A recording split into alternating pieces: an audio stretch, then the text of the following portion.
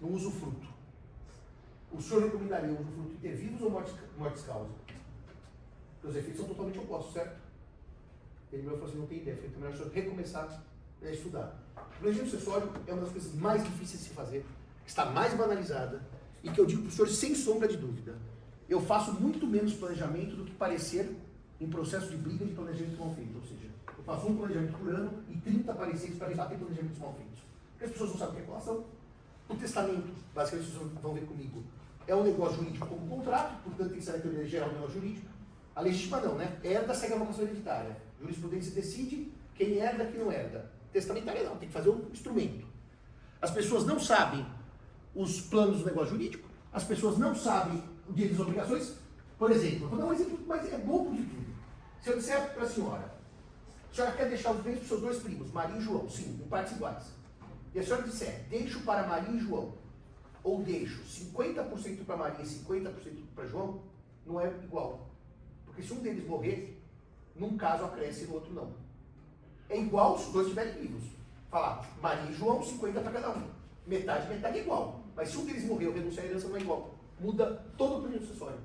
Por isso que parece que é uma coisa boba, eu vou escrever no testamento, deixo para João e Maria em partes iguais. Ou deixo 50% para cada um, ou só deixo para João e Maria. Deixo para todos os meus sobrinhos. Essas pequenas minúcias é que vão bater no judiciário. A interpretação dos testamentos e dos negócios jurídicos, mortes causa. Portanto, a sucessão testamentária, ela é riquíssima. Ela é muito mais interessante que a sucessão legítima, em termos de pensamento jurídico, mas muito pouco utilizada no Brasil. E, portanto, todo o interesse acadêmico dela acaba não tendo repercussão prática. O que eu diria para os senhores? O Direito de Sucessões teve obras emblemáticas do século XX, que eu vou dizer quais são, para aqueles que quiserem efetivamente conhecer mais Direito de Sucessões, que são os três clássicos do século XX. Arthur Vasco e Itabaiana de Oliveira. Itabaiana de Oliveira fez uma coleção em 3 volumes. É um livro que, quando eu escrevi meu livro de Tartucci em 2006, eu usei como base da sucessão legítima, porque o Itabaiana tem essa virtude, ele tem a legítima e a testamentária. E, portanto, Itabaiana de Oliveira é o primeiro clássico. Hoje, como ninguém lê livro antigo, ninguém quer livro antigo, está baratíssimo no selo. E deve ter na internet, no Google liberado. O segundo livro, que daí é só de testamentária, já não tem a legítima, também em 3 volumes, é do Orozimbo Nonato. O Orozimbo Nonato tem a sucessão testamentária em 3 volumes. É interessante que, um pouco antes do Zeno falecer, o Zeno me mandava muitos livros, ele ia mandando, chegando pelo correio. Mas um dos livros que ele me deu, e falou assim, eu quero que você verifique esse livro, é um livro do Orozimbo, dos testamentos em volume único, que o próprio Orozimbo à mão fez, vamos dizer assim, sugestões para ele mesmo de alteração para criar a coleção de 3 volumes, né? Um grupo dos 3 volumes. Então, o Orozimbo Nonato é um ícone da sucessão testamentária. E o terceiro e último, que foi, aliás, Orozimbo também, mas que foi também ministro do Supremo Tribunal Federal, é o Carlos Maximiliano, sucessão testamentária, que eu achava que eram 2 volumes, mas eles já me corrigiram, são 3 volumes. Então, 3 do Itabaiana, 3 do Orozimbo e 3 do Carlos Maximiliano. Bom, isso são os ícones do século XX. Como eu disse várias vezes em palestra ao lado do Zeno, nós tivemos sorte que o século XXI permitiu que Zeno Veloso estivesse aí para reler a sucessão testamentária com o Código de 2002, que os anteriores, evidentemente, já tinham morrido. E Zeno Veloso é nosso marco teórico sempre para a sucessão testamentária. Zeno Veloso foi a sua vida inteira tabelião, portanto, era testamento na teoria e na prática. E o livro dele, mais adequado, o Zeno gostava muito de citar lei estrangeira, doutrina estrangeira, e testamento era realmente o forte dele. Mas como o Anf disse outro dia, quando a gente fez o levantamento das citações do Zeno, o Zeno é mais citado no Supremo do que no STJ, por controle de constitucionalidade, que é outra matéria que ele estudou, que por sucessões. É uma dualidade, porque ele era um constitucionalista e civilista. E o Comentários ao Código Civil, de 2002, da editora Saraiva, era uma coleção coordenada pelo professor Junqueira. A professora Gisele escreveu a legítima e a testamentária. Então, mas não, é um livro velho, mas os artigos não mudaram no código. Os artigos são os mesmos. De sucessão testamentária são todos, né? Da legítima mudou. Não, testamentária, são os mesmos com mudanças, né? Mudanças de número de testemunho, Não, os mesmos do Código de 2002, não houve reforma testamentária. E na legítima você me lembrou que tiver... Tá, então os artigos de seção testamentária de 2002 estão mantidos em 2025. Portanto, dá para usar o livro na mesma, não houve alteração do texto da lei. Mesmo 16 não muda coisa. Sim, mas é que a jurisprudência, depois eu vou mostrar para vocês, foi flexibilizando as testemunhas testamentárias. Isso é uma questão interessante, mas isso a gente vai ver mais oportunamente. E além do livro do professor Zeno, que é esse de comentários ao Código Civil de 2002, coleção Saraiva, coordenada por Antônio Junqueira de Azevedo, o Zeno também tem, para quem gosta de uma coisa mais rápida, mais ligeira, comentários aos artigos de sucessões, num Código Civil, daquela turma que lança, como eu tenho também, Código Civil comentado, um grupo de autores, ele comentou sucessões. A coordenação dessa obra é da professora Regina Beatriz, por exemplo, o professor Maluf comentou empresas, o professor Mariana Diniz comentou disposições transitórias, e o professor Zeno tem comentários. Então tem essas duas obras de comentários. E obviamente quem quiser, o Código Civil comentado por mim, Tartucci, etc., eu cuido dessa parte da sucessão testamentária, e portanto tem lá também alguma reflexão para os senhores e senhoras. Dito isso sobre a bibliografia, os senhores leem um livro que evidentemente lhes aprouver. Eu não tenho nenhum problema com a leitura que os senhores façam. Os senhores lendo, isso já é suficiente. Nós vamos ter 2 seminários, que vão valer 2 pontos. Uma prova que vai valer 8 pontos. A prova é aquela marcada pela faculdade, ao final do semestre letivo, nas semanas de prova. E, portanto, o aluno que não fizer a prova regular e fizer a substitutiva, a matéria é a mesma. Não tem aquela coisa, quem fizer uma prova antes tem menos matéria que quem fizer uma prova depois. Quer dizer, tem a matéria dada, evidentemente vocês ganham. Porque eu acho que sempre a gente, estudando com antecedência, tem um ganho, mas em termos de perda de volume, não. Porque quem fizer uma ou outra vai ter a mesma matéria, o semestre todo para cair. Eu gostaria de dizer aos senhores e senhoras que a gente pode começar as nossas reflexões nessa disciplina a respeito de um tema que eu sempre tenho dúvida se eu devo falar ou não, mas eu acho que é muito interessante nesse momento que há um debate genuíno sobre codificação e se vale a pena ou não reformar o Código Civil, evidentemente sabendo que eu faço parte da comissão de reforma, portanto tem que ser transparente a minha opinião, a partir do próprio processo de codificação do direito civil brasileiro.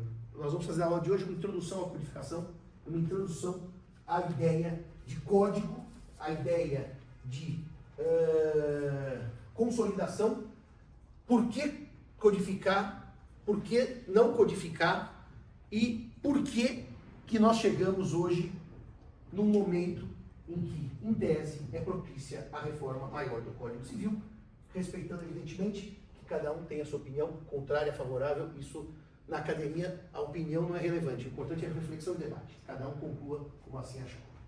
Muito bem.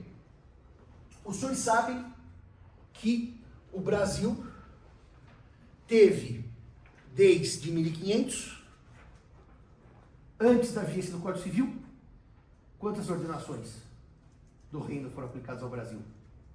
Antes do Código Civil, evidentemente, antes de 17. Quantas ordenações do reino foram aplicadas ao Brasil? A primeira é a Afonsina, 1446.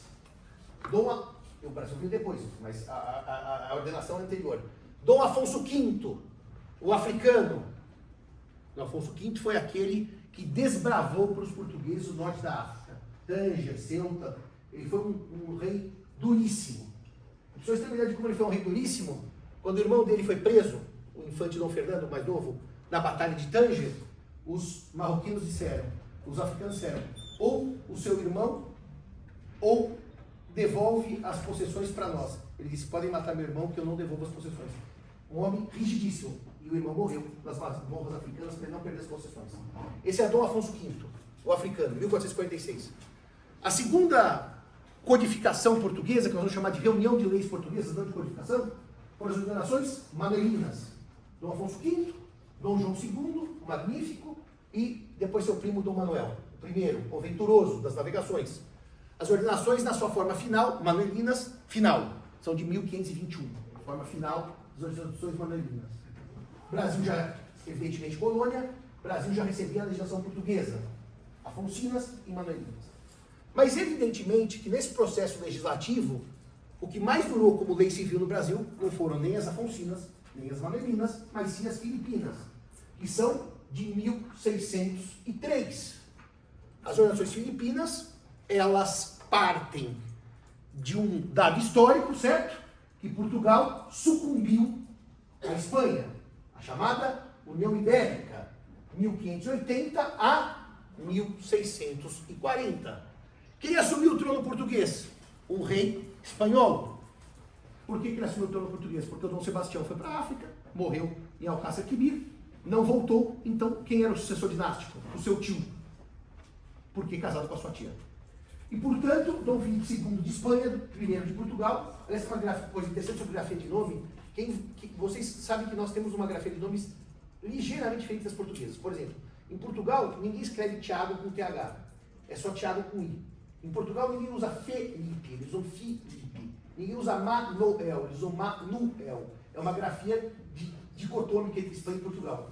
Então, Portugal ainda tem uma lista de nomes que você pode usar. Você não pode escolher qualquer nome. Aumentou muito, tá? Quando eu comecei para lá em 2010, a lista era bastante pequena. Os influxos africanos e brasileiros aumentou essa lista. Mas, por exemplo, você não pode chegar no cartório do Recife lá e falar assim, meu filho vai ser Manuel. Não existe isso. É Manuel. Felipe, não existe, é Filipe. Até porque Felipe é a grafia portuguesa e Felipe é a grafia espanhola. Mas Dom Filipe II, para quem gosta de filme, tem um filme muito interessante com a Kate Blanchett, que ela é a Rainha Elizabeth I da Inglaterra. Ele organiza a Invencível Armada para ir lá, porque ela era herege, né? Ela era anglicana, ela era católica. E é uma das histórias mais interessantes, porque os ventos vêm, derrubam os barcos, a Elizabeth não precisou lutar e os ventos vão afundar a Invencível Armada. É um filme muito legal, da Kate Blanchett, como Elizabeth I. Filipe II é o primeiro rei espanhol em Portugal. Só que tem um detalhe que tem que ser explicado para os senhores. Portugal não foi incorporado à Espanha. Portugal era um reino autônomo, rei, cujo a cabeça do reino era o rei espanhol. Portanto, ele era rei de Portugal e da Espanha. Não é que ele era rei da Espanha que colonizou Portugal. E essa monarquia, depois foi muito bem sucedida com os Habsburgos, quando eles fizeram o Império do Austro-Húngaro, no século XVIII e XIX, permitia a Portugal uma independência relativa. Por exemplo, a invasão dos holandeses aqui em Pernambuco se deu exatamente porque Portugal tinha sido dominado pela Espanha, que estava em guerra com os Países Baixos. Então nós sofremos influxo dessa União Ibérica por bem e por mal. E, por bem, as ordenações não foram feitas por um espanhol, por um castelhano. Elas foram feitas por juristas portugueses. E, portanto, as ordenações filipinas, o que o Mário Delgado diz na obra dele, não representam um pensamento castelhano. Elas não são castelhanizantes, elas são portuguesas, apesar de otorgadas por um rei espanhol. E isso é uma verdade histórica, é tão inconteste que, em 1640, os portugueses retomam a coroa, certo? E mandam os Filipes embora. Aliás, tem uma cena que é uma clássica da literatura portuguesa, que o português mais ligado aos espanhóis, ele é defenestrado, ele é jogado do palácio pela janela. Então foi o primeiro caso de morte por defenestração famoso na história de Portugal, que era o Miguel de Vasconcelos. A prima do rei Filipe é mandada de volta para Mantua, que era a duquesa de Mantua, e Dom João assume. Dom João assume o que ele podia ter feito? Revogar as ordenações filipinas, afinal eram espanholas, e voltar para as Manuelinas. Não. Ele confirma as ordenações. Ele diz, não, a legislação do rei espanhol é nossa, porque elas são literalmente uma evolução das Afonsinas, das Manuelinas e chegamos às Filipinas. Quem gostar muito de história, eu vou dar duas dicas só rápidas de história. Entre as ordenações Manuelinas, 1521, e Filipinas, 1603, existe um livro de compilação de leis esparsas da época, de um sujeito chamado Dom Nuno do Leão. Os portugueses gravam como Leão. É uma compilação entre as Manuelinas e as Filipinas. As Filipinas pegam tudo que tinha antes, mais essa compilação, e, portanto, era a legislação portuguesa. E o rei Dom João confirma as ordenações. 1603, 1680, com a União Ibérica, elas são confirmadas. No Brasil, as ordenações vigeram por mais tempo ainda, certo? Por quê? Porque na nossa independência, em 1822, nós podíamos ter rompido com a legislação portuguesa. Quem fez a independência foi o filho do rei, isso gerou vários problemas históricos, mas nós podíamos ter rompido com a legislação portuguesa. Não rompemos. Dom Pedro confirma as ordenações do reino como lei civil no Brasil. E afirma a própria Constituição de 1824 que dar-se-ão dois códigos civis, dois códigos, o criminal do Império e o civil do Império. Ou seja, Dom Pedro confirma a legislação portuguesa, mas diz, é por pouco tempo, que nós vamos ter uma legislação brasileira. É muito engraçado, eu contei isso para outra turma, se vocês lerem o livro do Roberto Pompeu de Toledo, sobre um chama Capital da Solidão, de 1500 até início do século XX, e o outro chama Capital da Vertigem, século XX para frente. É a formação de São Paulo. Ele conta coisas curiosas sobre o dia que teve o primeiro trânsito de veículos na cidade de São Paulo. E o que aconteceu? Foi na inauguração municipal.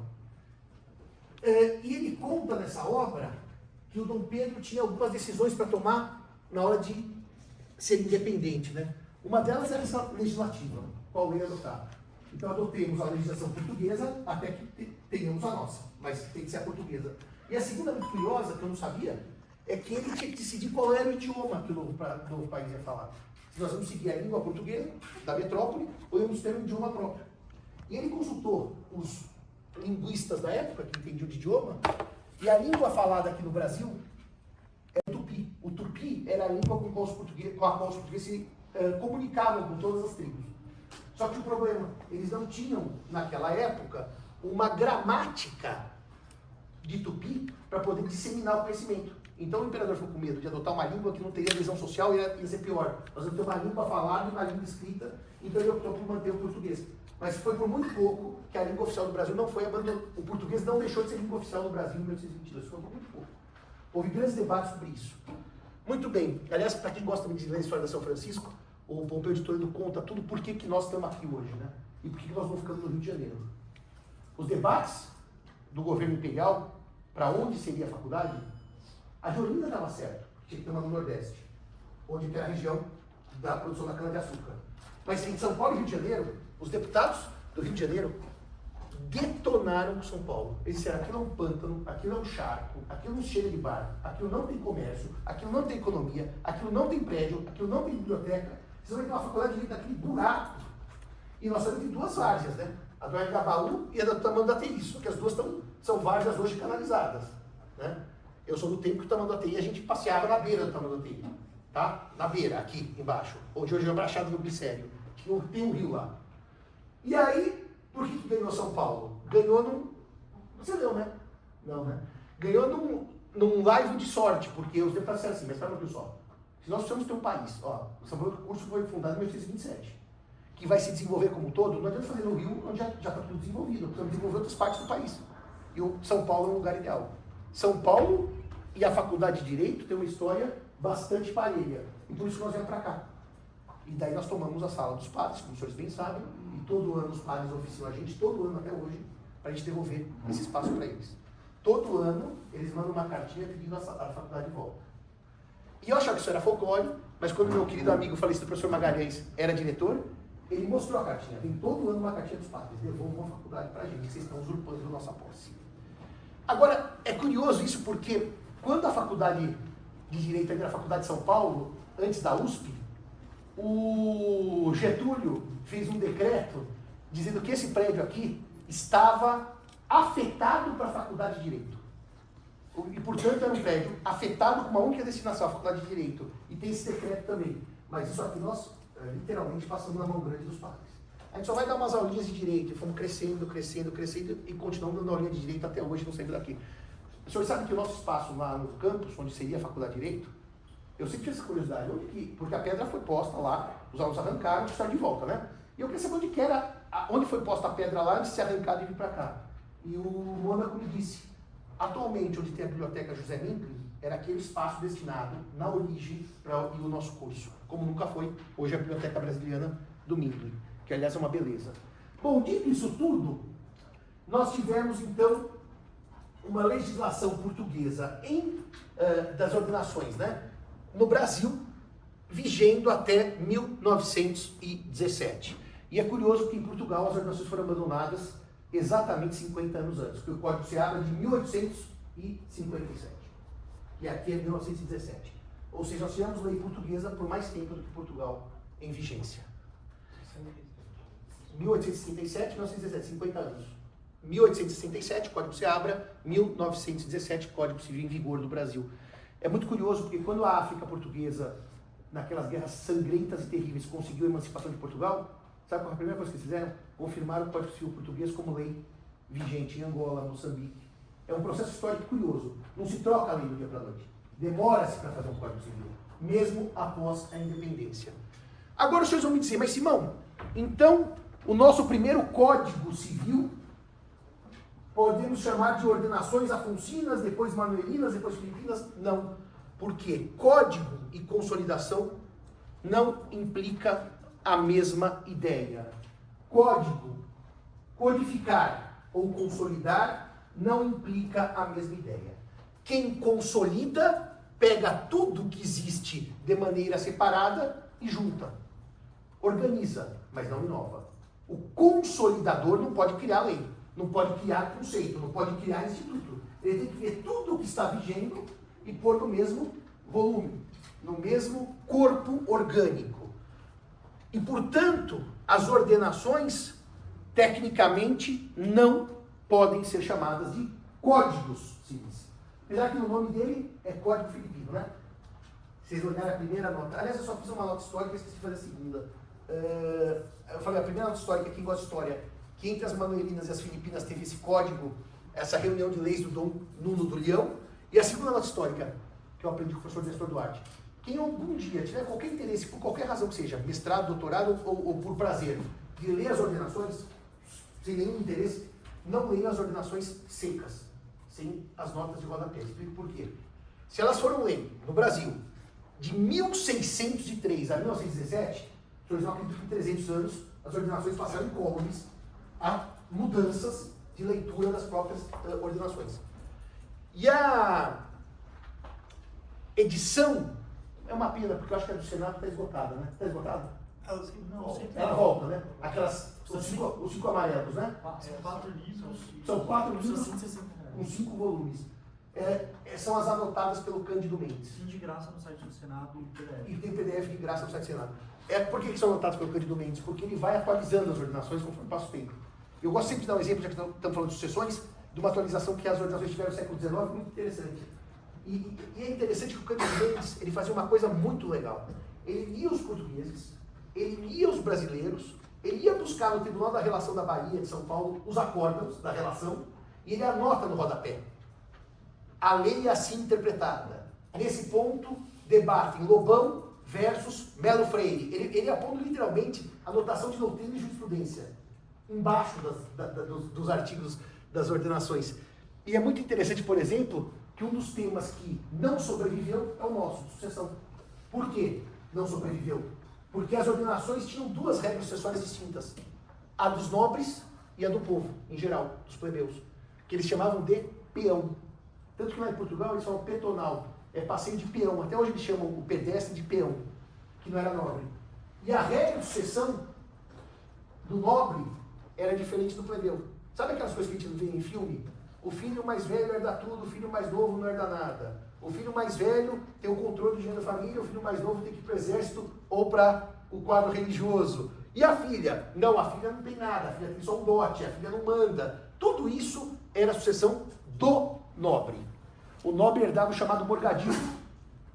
Ele se intitulava para herdar o morgadio. O morgadio era aquela terra que eles adoravam, porque eles não trabalhavam e viviam das rendas do morgadio. E é curioso que, se não me engano, na época do casamento do Conde D com a princesa Isabel, acabou a regra da sucessão do nobre. Ficou todo mundo igual. Ou seja, houve, em certo sentido, uma democratização sucessória. Não importa a sua origem, não haverá sucessão especial para os nobres. Mas também tem uma coisa que tem que dizer para os senhores e senhoras, que é muito mal estudada, que as pessoas têm uma ideia assim, como o filho mais velho herdava tudo, que sorte, os mais novos iam para a míngua. Mas não era bem assim, né? Porque o mais velho que herdava tudo tinha que subsidiar os mais novos, ou no exército ou na igreja. Ele tinha que dar um estipêndio, porque os caras, não era assim, vai morrer de fome porque você é meu irmão. As filhas, obrigatoriamente, tinham que dar o dote para elas poderem casar. Então não era assim também, eu sou o mais velho, fico com tudo e o resto da família vai passar fome. Não é bem assim. Mas enfim, no século XIX, caiu a sucessão do nobre. E como é que você sabe disso? Lendo as notas do Cândido Mendes. Ele diz, não há mais sucessão do nobre pela lei tal, toda a sucessão é do peão. Então não adianta ler as ordenações sem as notas do Cândido Mendes. Bom, dito isso, eu dizia que consolidar não é codificar. Por que codificar é diferente de consolidar? E quem consolida não inova. Quem codifica tem liberdade de inovação. A professora Milene, que foi minha aluna do doutorado no semestre passado, deu um seminário brilhante sobre isso, ela diz uma coisa que é a pura verdade. Eu não tinha essa percepção histórica. Só foi possível codificar porque houve a Revolução Francesa. A Revolução Francesa, ela é o movimento histórico que permite romper com o passado de maneira definitiva. E o Código Napoleão de 1804 é literalmente uma revolução, só que em termos jurídicos. E é muito interessante isso, independentemente da opinião histórica que os senhores têm ou não do Napoleão Bonaparte, isso também é irrelevante, mas o Napoleão, ele deixou isso por escrito. Mais importante que todas as minhas vitórias é o Código Civil que lega ao povo francês. Tanto é verdade que a França, após Napoleão, perdeu todas as conquistas territoriais, Tratado de Viena, 1815, mas tem o Código Civil até hoje. Evidentemente que na hora de fazer reformar, vou falar também do Código Civil Napoleônico hoje. Não vou imaginar que o Código é igual a 1804. Seria algo tenebroso a família de 1804 na França de 2025. Mas e é interessante que quando você visita o túmulo do Napoleão em Paris, ele tinha duas regras só. Que ele queria, primeiro, que pusessem ao lado do esquife dele baixos relevos com os legados que ele deixou para o povo francês. E o segundo, que ele queria que todo mundo olhasse de cima para baixo para ter que se curvar, afinal ele era imperador, né?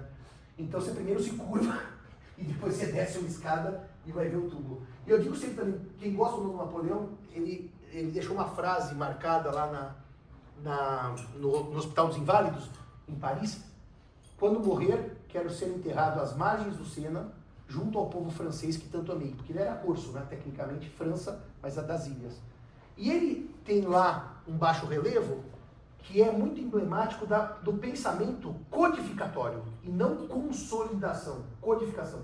Ele segura o Code Civil francês com a mão e empurra as institutas de Justiniano para baixo. E nessa metáfora tem uma moça jovem ao lado dele com o código e um ancião de barbas, cabelo branco, já meio calvo, com as institutas. Para mostrar, direito romano vai embora, surge o direito civil. Mas o mais bonito desse baixo relevo é o que ele pisa. E a frase que ele escreve, que eu vou falar qual é que é. Ele está pisando sobre o costume da Bretanha, costume de Paris, costume da Normandia. O que eram os costumes? As leis regionais prévias ao Código Civil. E cada região da França tinha o seu costume. Mas ele não pisa só nos costumes.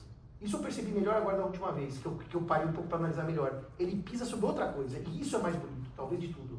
Ele pisa sobre as obras dos autores que inspiraram o Código Civil francês. Portanto, pisar não é só pisar de destruir, de apertar, é pisar de ter apoio também. Então ele se apoia sobre os juristas franceses. Domas, Potier. Essa é uma imagem do próprio Napoleão. E a frase que ele deixa no túmulo é a seguinte: o meu código, por sua simplicidade, fará mais bem à França do que toda a massa de leis que o precedeu. Por isso que ele está pisando sobre os costumes. Isso é passado. Institutos é passado. O que temos hoje é o Código Civil. E é o que ficou.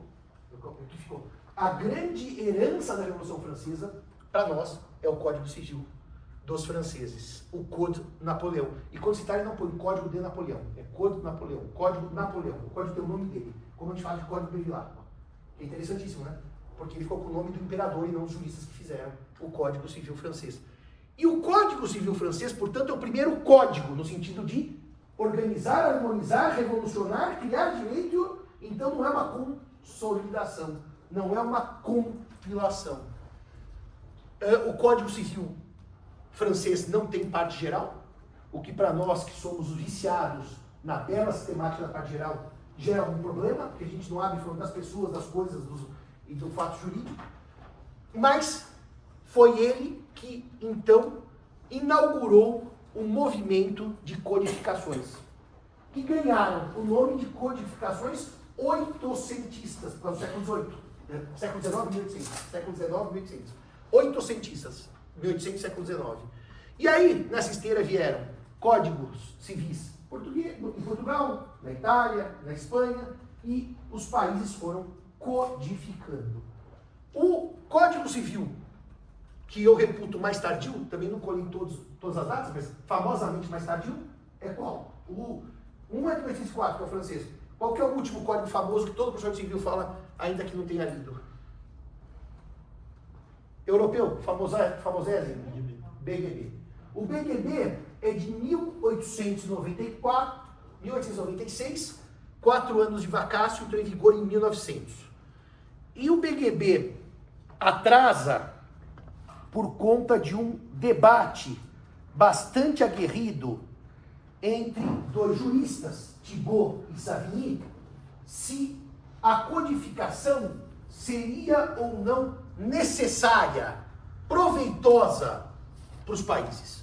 Repare que o debate foi se estendendo e todos os países foram codificando. Ninguém parou, a Alemanha parou, para debater se codificar era realmente necessário. Foi um debate árduo, difícil, porque basicamente Savigny, que era um dos básicos argumentos de Savigny, que era contra a codificação, é porque ele dizia o seguinte: codificar é fossilizar o direito, é engessar o direito, é não permitir que o direito evolua, é o domínio do passado sobre o presente e o futuro. O passado se congela e não permite que o futuro nasça. E, portanto, a codificação é um atraso. Atraso econômico, atraso civilizacional. Tem que surgir em leis com a cara do seu tempo. Evidentemente que a leitura de Savigny foi derrotada historicamente, não só por todos os países europeus, como latino-americanos, países de common law e civil law, até a China tem código civil, depois eu vou falar sobre o código civil russo, vou fazer uma notinha daqui a pouquinho sobre isso. E venceu a ideia codificatória. E por que venceu a ideia codificatória? Porque a codificação traz alguns benefícios que são os mesmos que Thibault dizia no século XIX. Primeiro, quando eu codifico, isso hoje parece bobagem, mas eu estou falando do século XIX, tá? Não tinha Google ainda. Eu não tinha em papel, se não em papel, as leis aprovadas pelo parlamento. Quando eu codifico, eu sei onde achar as leis. Estão todas no mesmo diploma. Estou falando de diploma físico, tá? Eu não preciso pegar 30 papéis para achar as leis. Eu as acho no mesmo diploma. Só dizer, mas Simão, isso é um argumento forte para codificar? Eu vou dar só um exemplo aos senhores que eu dei nas outras classes. Os senhores sabem em que ano o Brasil abandonou o regime legal de bens da comunhão universal e o regime legal passou a ser a comunhão parcial? Que ano que houve essa mudança no Código Civil? Por causa de quê? Por causa de que fenômeno, doutor? Da lei do divórcio. Por causa da lei do divórcio. E o senhor sabe de que mês que é a lei do divórcio? É sacanagem falar isso com o senhor, né? É Dezembro. dezembro. 6.515,77. Dezembro de 77. A emenda do Nelson Carneiro que derrubou a indissolubilidade do casamento é de 9 de junho. É de junho, a emenda número 9, que derrubou da Constituição, e 6 meses de debate, o parlamento pôde aprovar a lei do divórcio. Ela é de dezembro de 77. Portanto, a partir da vigência da lei do divórcio, eu chego no cartório, estou falando lá atrás, tá? Quero me casar. Qual regime o senhor quer? Como é universal? Não dá para fazer pacto. Porque até ontem bastava falar, quero me casar. Agora é parcial. Dezenas de casais, têm julgados disso aos montes dos tribunais. Chegaram em 78 para se casar e perguntaram, quero me casar. O cartório falou assim, qual é o regime de bens? Como é universal? Casa. Porque o cartório não sabia que tinha mudado a lei. Isso não foi um caso. A Alessandra trabalha em cartório e ela é testemunha. Trabalha com direito notarial. Parece que ela é funcionária do cartório. Trabalha com direito notarial. Tem dezenas de julgados. Sabe por quê, senhores? O que acontecia? Eu me casava em 78, não sabia que tinha mudado a lei, o cartório não sabia, comunhão universal, tudo bem? Uma hora eu brigava com minha mulher e ia me divorciar. Ele dizia, querida, você achou que nós estávamos casando pela comunhão universal, mas era parcial, porque nós não fizemos um pacto. Mas quando nós casamos, não precisava, que nós não sabíamos que a lei tinha mudado. E os juízes confirmaram à larga a validade da comunhão universal sem pacto nesse período de transição. Porque literalmente a lei não chegava ao destino. Então codificar é levar a lei para o destino, de uma maneira única. Está aqui o bloco. Esse é o único livro. Aqui basta. Depois, outra vantagem da codificação.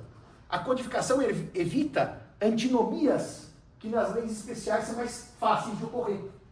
O sistema antinômico, no mesmo texto, é muito pouco provável. Tudo bem que o Brasil é um país em que as coisas pouco prováveis acontecem. O Código de 2002 tem uma antinomia entre os artigos 928, 932 e 942, de responsabilidade civil do incapaz, que eu já estou tendo meu doutorado, é uma antinomia dentro do próprio texto de lei.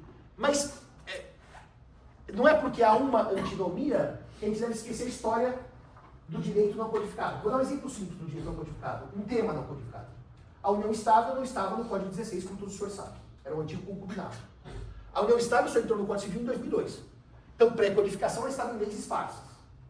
Quais eram as leis esparsas? Duas. Uma de 29 de dezembro de 94, 9278/96, 8971/94, 8971/94, 29 de dezembro. A gente brincava que foi entre o penúltimo e último pão de queijo de Itamar Franco, no Palácio, quando ele apareceu aquela moça de calcinha, sem calcinha, né? Vocês sabem dessa história? Não, se ajeitou para a crônica. O Itamar tinha uma companheira, que ele não se casou. Ele achava justo que aquilo virasse lei para protegê-la. E o Congresso fez uma lei muito mal feita, que é a lei de 971/94, muito mal feita, com erros de português, inclusive, para homenagear o presidente. E num dia, numa noite, como dizia o Manuel Bandeira, apesar que não era uma noite fria, né? Porque era dezembro, numa noite fria, a Dama Branca levou meu pai, nós acordamos de uma lei da União Estável no Brasil. Primeiro artigo de janeiro de 1995, Saulo Ramos. Ele chamou a lei da União Estável de Lei das Piranhas. Estou falando 94, não 1800, tá? 1994. O Brasil regulamentou direito às concubinas. Desceu o pau na lei. Isso foi em 94. Desceu o pau na lei, a Deus lege, a Tereza. Simão, prepara o estudo da lei de 94. Lá vou eu, era aluno dela, preparar o estudo da lei de 94. Daí, 9278/96, 10 de maio. Então, portanto, uma de 29 de dezembro, uma de 10 de maio. 1 ano e 4 meses, 5 meses de vigência. Bem a lei nova. 9278/96, Fernando Henrique Cardoso. Que isso foi inspirado no projeto do professor Vilaça, encabeçado pela Beth Mendes, naquela época. Qual que é a primeira coisa que a lei de 94 cede diante da de 96? O prazo da união estável. Porque a de 94 exigia 5 anos, e a de 96 fala união pública, contínua e duradoura. Perceberam? Antinomia? O mesmo instituto, com uma legislação de 1 ano e meio de diferença, um define de um jeito e o outro de outro. Isso é a prova de que a codificação dá estabilidade ao sistema. Não, e tinha mais um problema. Esse é incrível, esse era insolúvel. A doutrina nunca quis enfrentar de frente algum, enfrentar de peito aberto esse problema. Porque se vocês olharem o direito sucessório dos cônjuges, pelo Código de 16, que era o famoso artigo 1611, e olharem o direito dos companheiros, somando a lei de 94 a de 96, os companheiros tinham muito mais direito que os cônjuges, na soma de leis. Porque as leis foram dando direitos picados, por partes, e o Código dava por inteiro. O Código, bom, isso é matéria de sucessão legítima, mas já que é sucessão, só vou dar uma nota. O Código Civil de 1916, alterado em 62, pelo Estatuto da Mulher Casada, ele dava à mulher casada, e claro, depois de 88 ao cônjuge, porque não havia como discriminar gênero, o direito real de habitação se fosse casado por comunhão universal. E o usufruto se fosse casado por outro regime. Ou seja, eram 2 direitos que se excluíam, ou um regime ou outro. A lei da União Estável deu os 2 direitos ao companheiro, porque não vinculou a regime. Ou seja, as leis da União Estável, as duas em conjunto, davam mais direito ao companheiro do que ao cônjuge. Isso é falta de sistematização. E daí a doutrina mais conservadora escreveu rios de tinta para dizer que havia uma inconstitucionalidade nessa soma de direitos. Porque não podia a União Estável dar mais direitos para o casamento. Eu só estou mostrando um pequeno detalhe de um pequeno problema que é não codificar. E pior, né? E pior, que o Código Civil de 2002 veio com o mesmo problema do direito real de habitação dos companheiros. Eu já vou chegar nele. Então, codificar facilita a localização, dá harmonia ao sistema, evita antinomia, permite ao jurista um poder criador que a consolidação não permite. E a ideia de que o Código Civil fossiliza o direito é uma ideia que no Brasil é bastante falsa. Porque se você olhar o Código Civil de 2002, o número de emendas que ele sofreu até hoje, ele está absolutamente desfossilizado. Tem emenda para tudo. Desde aquelas emendas mais simplinhas, por exemplo, em bom português é simplesinhas, tá? Mas mais simplinhas são aquelas que vão aumentando o número de pessoas jurídicas de direito privado. Sabe o artigo 44? Ele nasceu com 5 incisos, hoje sei lá, ele tem 10 incisos. Vai aumentando o rol dos direitos reais. 1828, tinha lá 7 incisos, 9 incisos, hoje já tem 30 incisos. Desde mudanças pontuais, vou dar uma mudança pontual para os senhores, quando, por exemplo, o presidente Bolsonaro resolveu tirar do texto do Código Civil uma regra antiquíssima do direito brasileiro, que era do casamento dos menores de 16 anos, antes dos 16 anos, antes da idade de governo. Porque, historicamente, o Brasil permitiu um casamento de pessoas com menos de 16 anos em 2 casos, para evitar a imposição de pena criminal e para evitar em razão de gravidez. Eram dois casos. O em razão de pena criminal caiu quando mudou o Código Penal no início dos anos 2000. Porque mudou o Código Penal. Caiu porque o casamento não era mais causa de não aplicação de pena, etc. Mas agora, o Bolsonaro mudou o 1521. 1521 não. O 1520, não o 21. Porque o 21 são os impedimentos. Exatamente, doutor, muito obrigado. O 1520 para dizer que ninguém se casa antes dos 16 anos. Não tem mais gravidez, não tem nada, mudou. Então, dizer que o código está fossilizado desde 2002 não abrir. Porque quando a gente abre no papel, a gente pode não enxergar onde tem emendado no computador, fica tudo em azul. Tem mais azul do que preto de mudança do código. Então o código não está nada fossilizado. Até quando eles puseram coisas enormes, por exemplo, o time sharing, que é a multipropriedade, entrou toda no Código Civil. Então o Código Civil, não, nesses 20 anos, não passou nada do código.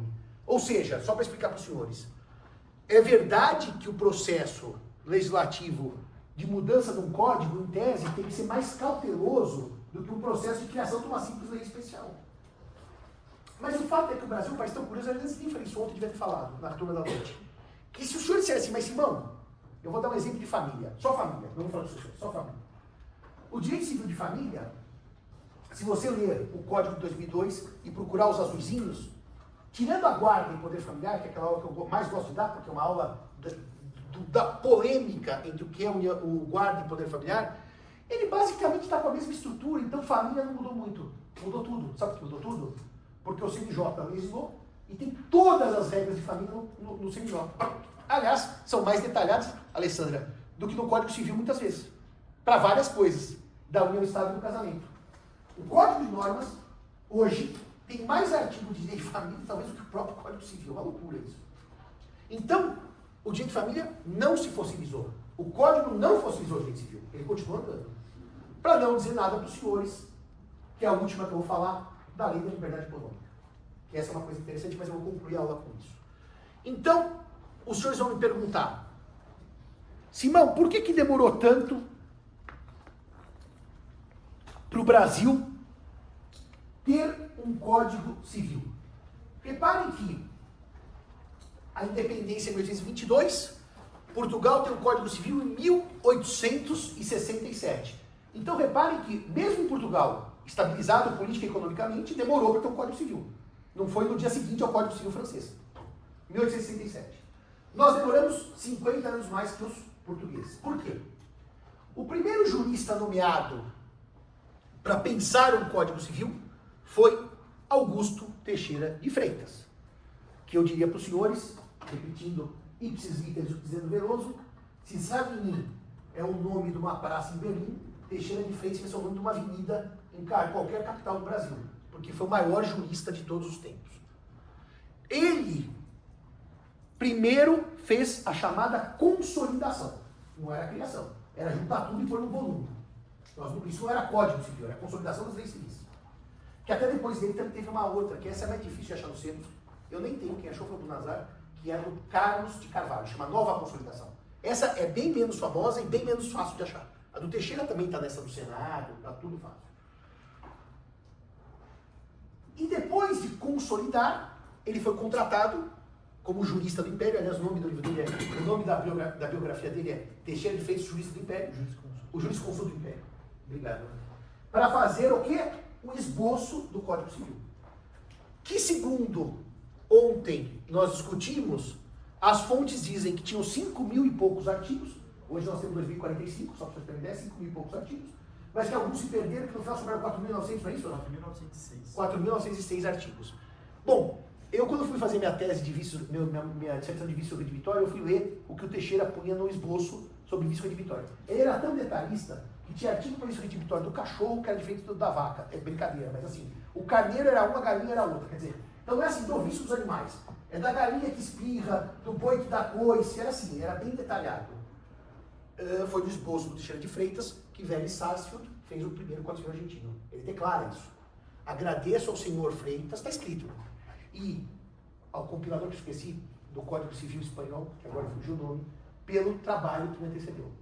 Agora o Código Civil argentino foi sucedido, o Código Sarsfield foi aposentado, no século XXI. Teixeira apresenta, então, o seu esboço, quase 5.000 artigos, o esboço não é aceito.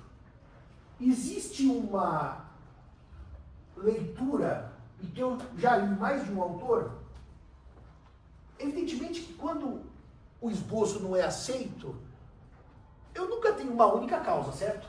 Que alguém entrega 5.000 artigos e fala assim, eu não quero por causa dessa causa que eu vou dar, mas essa é uma causa que foi muito repetida. Que um dos pontos de fricção entre Teixeira de Freitas e o Império é que ele não queria colocar os escravos como coisas no rol das coisas. E que, evidentemente, o Império era basicamente escravocrata e queria que os escravos continuassem coisas. É porque os senhores não se esqueçam que a Inglaterra já estava mandando torpedo nos navios e já o tráfico negreiro estava muito difícil. O escravo valia muito no século XIX. Mas eu acho interessante também, lendo Roberto Pompeu de Toledo, que isso tem muito a ver com o Teixeira não querer colocar os escravos como coisas, que o processo histórico, ele não é um processo linear. Eu vou dar um exemplo para os senhores. A gente ouve falar assim na escola. Bom, primeiro teve a lei do sexagenário, do ventre livre, depois veio a lei Áurea de 1888. Né? Mas existem dados históricos que o Estado de São Paulo, muito antes de 1888, 30 anos antes, já não aceitava mais dar-se escravo em garantia bancária. Os bancos não aceitavam. Porque havia um prenúncio histórico de que o Instituto estava fadado ao desaparecimento. E é muito curioso que tem um registrador de imóveis aqui de São Paulo, que é um gênio absoluto, que é uma pessoa genial, que chama-se Sérgio Giacomino, que ele estuda documentos de imóveis do século XIX. Portanto, todas as transcrições manuais, evidentemente. E eu fui lá convidado por ele para ler os instrumentos de garantia dos escravos do século XIX. É muito difícil. É uma letra pequena, ruim, precisa fazer quase uma arqueologia. E olha que coisa curiosa, senhores. Ele falou assim, por que os escravos eram hipotecados e não empenhados no século XIX? Porque as escrituras eram de hipoteca, não eram de penhor. Quem sabe me responder isso? Por que os escravos seriam hipotecados e não empenhados? Eu não estou dizendo que podia não haver penhor, mas eu vi 4 escrituras de hipoteca de escravo. Pode ter tido penhor, mas as que eu vi eram 4 hipotecas. E válidas, tá? Porque com a hipoteca, o proprietário ainda pode ficar utilizando o escravo de trabalho, enquanto o penhor você teria que dar para o... Isso é uma coisa pragmática. Mas qual é a diferença básica entre o penhor e a hipoteca em termos de natureza jurídica? Isso é verdade, o senhor disse. Isso é um efeito do penhor. Qual a diferença básica, senhores? Os navios e aeronaves hoje são empenháveis ou hipotecáveis? Mas eles são móveis ou imóveis? Eles são móveis pela lei, objeto de hipoteca. Se eles fossem imóveis, a lei não começaria dizendo dos imóveis na hipoteca e depois navios e aeronaves, eles estariam incluídos. Aliás, essa é uma questão, doutor, que eu anos e anos ouvi, mas tem quem pensa diferente. Sabe o que eu fiz? Eu li 60 obras. Eu fui ler de Bevilacqua a Mariana Diniz. Não tem um autor que defenda que eles são imóveis. Eles são móveis, passíveis de hipoteca por um favor legal. Para dar segurança jurídica. Porque a hipoteca dá mais segurança que o penhor. É o que o senhor falou. Eu hipoteco, mas continuo usando. Não faria sentido eu dar em penhor escravo vai para o banco e fica empenhado. Eu preciso dele na minha propriedade. Mas sabe por que isso? Eu falo para os senhores que estudar Código Civil antigo não é só prazer para conhecer. Não tem mais isso. Nós não falamos mais isso na parte geral, porque mudou o código. O Código de 16 tinha uma regra que os bens móveis que estavam a uso do imóvel eram móveis por destinação, por acessão. Então, o trator, o arado, o boi, a vaca, eles eram imóveis pela chamada acessão intelectual. Então, a ideia de que o escravo era um instrumento da produção, ele era equiparado a imóvel, por isso ele era hipotecado, como o navio era nave hoje. São móveis hipotecáveis, por acessão. Então era uma tradição histórica do direito romano, por isso que as escrituras são de hipoteca de escravo. Mas os bancos pararam de aceitar. Os bancos fizeram um acordo aqui em São Paulo que eles perceberam o seguinte: é uma garantia que não tem futuro, porque a abolição é um fato. Então, para os senhores perceberem que a questão da escravidão realmente pegava. E pode ser que Teixeira tenha tido essa fricção histórica que eu nunca consegui comprovar detalhadamente. Mas eu duvido que recusaram todo o esboço só por causa disso. Eu acho que deve ter tido multicausalidade. Bom, Mas ele era contra a escravidão. ele era contra. Não, o que o Teixeira era contra era. O que eu não posso garantir e afirmar é que o esboço era chumbado, reprovado por causa da escravidão. Mas que o Teixeira pessoalmente era contra, isso é um fato histórico, tá? Bom, Teixeira não tem sucesso, chamam o então ministro da Justiça, Nabuco de Araújo, para começar um segundo projeto. Ele morre 6 anos depois, não consegue sequer entregar nada, acabou a segunda tentativa de codificação. Na sequência, veio Felício dos Santos, um jurista pouco lembrado e pouco estudado. Como chama de novo? Eu esqueci o nome. Anotações? Apontamentos. Apontamentos para um projeto de Código Civil brasileiro. E aí, ele também não tem o seu projeto aprovado, mas tem que fazer um parênteses aqui. Parênteses aqui. Porque depois ele veio o Coelho Rodrigues, depois veio o Bevilacqua, mas eu só vou fazer um fast forward, depois eu volto.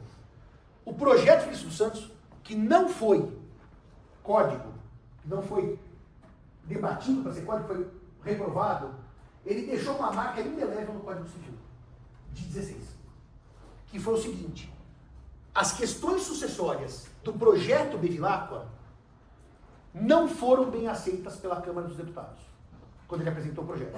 Então eu estou indo para o futuro para voltar depois do tempo do Felício dos Santos. E os deputados utilizaram pedaços consideráveis do projeto Felício dos Santos para o Código Civil 16, substituindo o pensamento de Bevilacqua. Vou dar um exemplo para os senhores que é muito atual em matéria sucessória. É incrivelmente atual. Nós estamos em 2025 e eu vou reproduzir um debate de 1902 na Câmara dos Deputados. A obra que conta isso são 5 livros que estão condensados em 3 volumes, tem na nossa biblioteca, do Sabino. É uma obra difícil de achar e ele conta todos os debates entre o projeto Bevilacqua e a Câmara e as alterações que a Câmara fez ao projeto Bevilacqua. Ou seja, ele conta o processo codificatório não na briga do Rui Barbosa, que ficou depois daqueles anos todos, não, na briga técnico-jurídica. E o Bevilacqua defendia que a vocação hereditária devia ser a seguinte: primeiro, descendentes; segundo, ascendentes, em concorrência com o cônjuge sobrevivente. Ou seja, Bevilacqua, em 1899, queria concorrência sucessória. Quando o Congresso cai na Câmara, ele diz assim: sogro e sogra, concorrendo com genro e nora, isso vai dar pancadaria. E tirou a concorrência sucessória, pensado por Bevilacqua em 1902, ela caiu. E onde eles foram buscar as regras sucessórias? No Felício dos Santos, que é um projeto que não logrou êxito como projeto, mas foi inspiração do Código Civil de 16 e virou parte do projeto lei. É verdade que, só para fazer uma nota histórica, que eu não fiz também nas outras turmas, a sucessão tem como marco pré-Código Civil os 2 marcos: quando as ordenações são reformadas e a sucessão do nobre cai, século XIX, e o segundo marco é a lei Feliciano Pena, decreto 1809, deixa eu ver, 1809. Não, o ano dele é 1907, ele é de dezembro de 1907. Mas esse número do decreto é 1809 e 1829. A lei Feliciano Pena, que alterou a sucessão das ordenações. Portanto, quando as ordenações morreram, as sucessões já tinham tido 2 abalos, do nobre e do peão, e a vocação hereditária. O Código Civil, ou seja, ele já não era mais ordenações em matéria sucessória. Ele já tinha tido abalos sísmicos profundos. 1839, obrigado, eu falei 1839. O decreto 1839 de 1907, que é chamada Lei Feliciano Pena, que alterou a vocação hereditária. Mas também não vai ter uma grande falar disso agora, de sucessão legítima. Enfim, Felício dos Santos não vinga. Vamos chamar mais um jurista, Coelho Rodrigues. Coelho Rodrigues também faz o projeto também é reprovado pelos deputados, só que também Coelho Rodrigues tem influência sobre o Código Civil de 1916, porque quando vocês leem essa obra do Sabino, ele vai contar que em vários temas os deputados diziam melhor Coelho Rodrigues. Em alguns aceitavam, em outros não. O tema que me é mais caro, e que assim, foi um tema, eu gastei bastante tempo nessa pesquisa, porque eu achei ela muito interessante, tem a ver com isso daqui, que é a sucessão legítima. Quando eu dou essa aula, os alunos sempre olham isso com alguma estranheza. Vou dizer qual é o meu caso. E o que queria Coelho Rodrigues e o que não quis o Código Civil de 16. Se eu tenho A com os filhos B e C, ninguém tem dúvida que metade da herança vai para cada um deles quando eu morro, porque eu só tenho 2 filhos. Eu estou tirando concorrência, cônjuge, estou falando o beabá, sucessório óbvio, tá? Não complique. Se eu tenho B1, B2 e C1, e B e C morrem, os únicos herdeiros são os netos. Portanto, já não tem mais primeiro grau, certo? Só tem segundo grau. Como é que eu divido essa herança? Um terço para cada. Isso é intuitivo? Não. O que é o intuitivo? Metade para B, metade para C, logo 50% para C1 e 50% 25% para cada um. Isso é intuitivo. Não é a regra nossa. A regra nossa é de 1/3 para cada.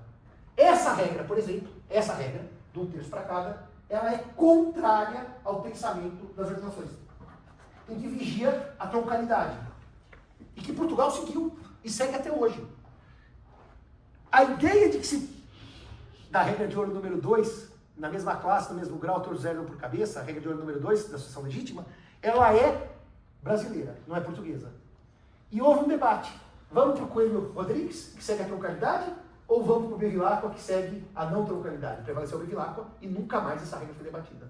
Mas Coelho Rodrigues queria seguir a troncalidade, está publicado isso na internet, todos esses meus artigos estão na internet, a troncalidade da lei portuguesa. Porque, na verdade, Lucas, quando você fala 1/3, 1/3, 1/3, é uma coisa que você aprendeu. Se você perguntar para qualquer brasileiro médio na rua, ele vai dizer metade para um filho, metade para o outro, metade para um neto. Ele não vai dizer 1/3, 1/3, 1/3. Isso é contra-intuitivo. É o que queria Coelho Rodrigues, manter a troncalidade portuguesa. Foi vencido. Bom, não o Coelho que já tinha morrido, foi vencida a posição dele. Aliás, eu acho que o Coelho Rodrigues não tinha morrido. Vem que ano que ele morreu. Eu acho que, inclusive, ele falou lá na Câmara. Ah, não sei se ele tinha morrido. Acho que ele não tinha morrido, não. Bom, Coelho Rodrigues fracassa. Então chegou com o Clóvis Bevilacqua. Morreu em 12. 12, ele participou desse debate. O Sabino anota isso. Consultado o professor doutor Coelho Rodrigues veio aqui debater, tá lá. Por isso que eu falei, não morreu não. Ele estava vivo. E ele foi consultado pela Câmara sobre as vantagens da troncalidade e desvantagens. Bom, aí chegou o Bevilacqua. Falaram para ele, Bevilacqua, é o seguinte, ele é professor do Recife, de Direito Civil, você tem que nos entregar um projeto de Código Civil. Só que é o seguinte, nós estamos há 50 anos tentando, 50 não, né, porque independência de 22, nós estamos 77 anos tentando debater, evidentemente que naquele primeiro interstício, quando houve a proclamação da República, as coisas deram uma segurada, porque foi um movimento de crise política, mas precisamos de um Código Civil, tá bom. Em 6 meses, ele entregou o projeto. O que eu acho fabuloso, porque não tinha Google, não tinha internet, não tinha ChatGPT, que hoje ele entrega em 1 minuto. O ChatGPT faz um Código Civil, ele entrega em 30 segundos. O Bevilacqua, sem o ChatGPT, tinha um pouquinho mais de trabalho para fazer um Código Civil. Bevilacqua seguiu a lógica do esboço do Teixeira de Freitas, parte geral e parte especial. Até só fazer uma notinha histórica aqui. Eu, por muitos anos, disse uma frase que o professor Otávio Luiz Rodrigues Júnior desmente fragorosamente na obra dele. Eu disse sempre assim, Teixeira de Freitas, vírgula, inspirado nos projetos e debates do Código Civil alemão, vírgula, trouxe para o Brasil a ideia de parte geral. Não é correta essa afirmação. Ele pensou numa parte geral independentemente do que os alemães pensavam. Ele foi lá, copiou o sistema e trouxe para cá. Bevilacqua manteve, portanto, a ideia de parte geral, que vinha de Teixeira de Freitas, porque achou aquilo genial. Entregou, então, em 6 meses, o seu projeto de Código Civil, que foi debatido pela Câmara dos Deputados entre 1900 e 1902, e depois ficou 15 anos de bancadaria, 15 anos arredondados, né? No Senado, com Rui Barbosa, com relação a questões de língua portuguesa. Só para os senhores terem uma ideia, foram apresentadas naquela época 1.573 emendas ao texto código, que vinha ser o Código 16, na sua maioria de redação. E ainda assim escapou remissão com o C civil e remissão com os 2S, que no tempo do Código Antigo você vai falar, cuidado que tem erro de grafia. Depois de 1.576 emendas. E 6 meses, né? Eu estava lendo, foram 60 debates na Câmara durante 6 meses, de julho de 1901 até janeiro de 1902. É isso. E aí fica até 1912 no Senado. E depois tem a réplica e a tréplica do Rui Barbosa. Por isso que eu digo que, independentemente dos senhores acharem que codificar é bom ou é ruim, quando eu vejo uma crítica, o projeto tem problemas de idioma, né? Eu fico até orgulhoso, porque o outro teve 1.533 emendas, agora só apresentaram umas 50 de redação, são melhores que o Bevilacqua. Melhores que o Bevilacqua, isso é um grande orgulho. Porque fala assim, mas aqui não tem o S, eu deveria ter. Bom, todo mundo sabe que é erro de digitação. Eu nunca vi um juiz falar sua petição é inepta porque você pôs as casas, todo mundo sabe que faltou um S. Mas tudo bem, esse é o pior debate. O debate de língua portuguesa é influenciador, que é um debate idiota. Que nós já vivemos, né? 15 anos com o Rui Barbosa. Como ninguém conhece história, já dizia o Chacrinha, né? Na história nada se cria, tudo se... Como é? Plagia. Se plagia, não, se... Ele falava, nada se cria, tudo se copia. Nada se cria, tudo se copia. É o debate histórico de redação. Esse não vale. Bom, 15 anos, réplicas e tréplicas e tudo, temos um Código Civil. Acabaram os problemas. Não, começaram os problemas. Porque no dia seguinte já tinha gente reclamando do Código Civil. Em 17. O senhor sabe qual foi a grande reforma que o Código Civil sofreu? A primeira grande reforma que ele sofreu? 1919. 2 anos depois da vigência. Querem saber uma das mudanças emblemáticas dessa lei de 19? Qual que é o maior prazo de uso capião que nós temos no sistema jurídico brasileiro hoje pelo Código Civil? Maior prazo. Pô, senhores e senhoras, nenhum chute. Maior prazo de uso capião? Não é? Quanto? 15 sem... Uso capião? Qual delas, das modalidades? Eu sei que é sem justa... Extraordinária para imóvel, 15 anos. É o maior prazo de uso capião do sistema. Isso é uma meia-verdade, tá? Porque na servidão eles esqueceram de mudar, o prazo continua no prazo do Código Antigo de 20 anos. Tem um prazo de 20 anos de uso capião do sistema. Qual que era o prazo de uso capião de bem imóvel sem justo título e boa-fé? No Código 16. Todo mundo fala 20 anos. Não, não. Quando ele nasceu, 30 anos. Nos exatos modelos de qual? Os senhores que são todos romanistas, qual que era o prazo de 30 anos? Da onde vem esse prazo de 30 anos de uso capião? Que estava em 16 no Brasil. E que só caiu em 19, quando baixaram para 20. Qual que era a origem romana dos 30 anos? Justiniano unificou a uso capio com a prescriptio longissimi temporis? Era 30 anos. Era o maior prazo de direito romano de uso capião. Ou seja, em 1916, 17, quando entrou em vigor, nós copiamos um prazo justiniano. 19 nós baixamos para 20 anos. E ficou em 20 anos até o Código atual, quando baixou para época. Então o Código 16 já nasceu sob ataque para a reforma. E aí o que aconteceu?